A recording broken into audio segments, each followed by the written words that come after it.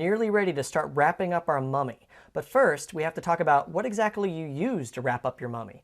There are a couple different lines of thinking with this. One of them is that you should also use a sort of like medical wrapping. After all, isn't this the closest thing we have to what maybe the ancient Egyptians used? Actually, no. It was a very different material that they used back in the day to wrap up the mummies before they ritualistically buried them. But there's another downside to bandaging. First off, it takes a lot.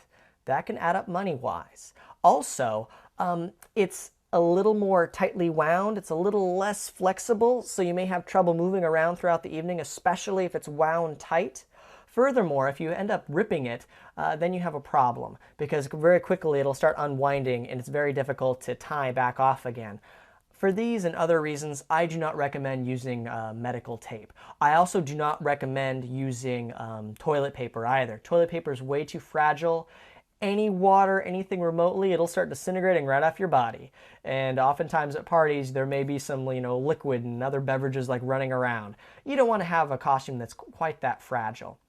What I suggest is a nice medium, right in between there, which these are basically streamers. You can get them at most any party supply stores and elsewhere.